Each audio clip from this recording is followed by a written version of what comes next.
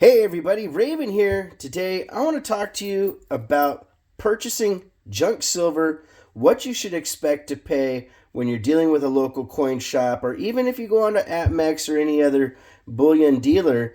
And also that I did some math, and shockingly enough, it changed my outlook on circulated versus uncirculated. Now here's the thing. Circulated silver will have some numismatic value because it is uncirculated, but the time it takes to sell these individually versus being able to sell a bunch of this is pretty exponential in the amount of time. And the difference between the two piles in $100 face is very, very minimal. Now, I was kind of surprised, and I'm going to show you the math and let you guys know that, hey, sometimes I make a mistake, and I think in this case scenario, you're going to see what I'm talking about. All right, so what you should pay for junk silver at your local coin shop. Current spot price as of today, which is the 24th of May, is at $30.41. Premium on 90% circulated silver on average is about $4 per ounce, and premium on 90% uncirculated varies, but I'm going to go with $6. I think that's fair. Some places charge a little more, some places charge a little less on both categories, but for purposes of this video, we're going to go with these numbers. So when you're buying circulated silver, it's 0.715 ounces per $1 face. So you have $30 plus $4 premium, that's $34.41. And so you take $34.41 times 0.715, because that's the weight, and you're going to get $24.60 is probably where you're going to pay at a local coin shop. They might even round that up to $25. You just never know. They might even be higher than that.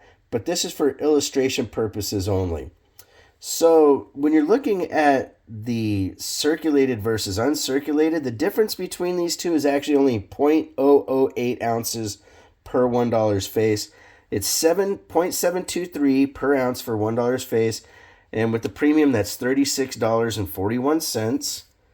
And so you take $36.41 times 0.723, and you're at about $26.32, which is a difference of $1.72. Now here's the thing. This number might actually be different than what I'm putting here. There's places that'll charge you a bit more because it is uncirculated, and they know it. They know they can get a better price. But for purposes of doing this video, we stuck with these numbers and we didn't change any extra additions to the cost or whatnot.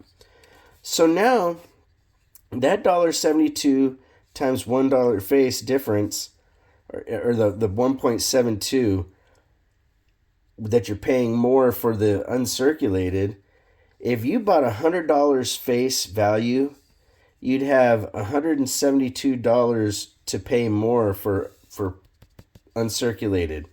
Now, if you bought the circulated and you got the same amount, that extra $172 that you would have spent on the circulated silver would actually translate to almost $7, literally 6.99 face value more for circulated silver. So what that means is over time, the difference between this in that 100 ounces is only 0.8. So it's under an ounce, or not 100 ounce, $100 face. It's just under an ounce of silver difference, but you're paying almost $200 for that extra, well, $172 for that one almost extra ounce.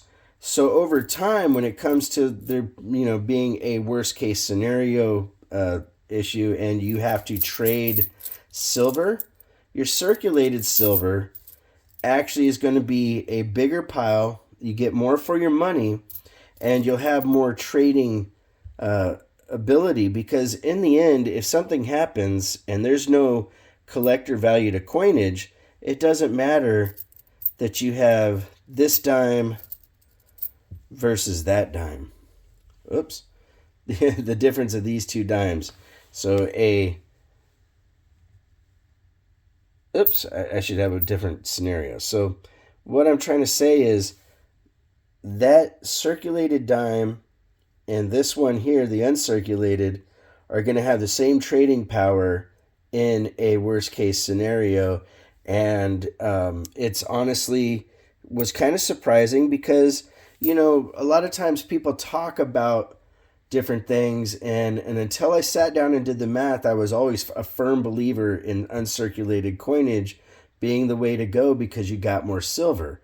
Well, now that I realize that, hey, if I bought $100 face of each pile, that I'm literally paying $172 more for this, and I'm getting almost $7 face less compared to this. But if, like I said, anything ever happened and I needed to trade down the road, that $172 per every $100 face, that I'm getting another $7 face, is huge. That's 70 dimes, ladies and gentlemen. That's exponential amounts of loaves of bread. That's exponential gas. That's exponential anything that you need to trade if something were to happen. That's one of the important things about really sitting down and doing math, because when I did that last video, a couple of people said, well, what's the real difference between, the weights? It got me thinking. And that's what made me come up with this video. I was like, well, okay, what should you expect to pay? What's fair with today's prices? Also, what's the true difference?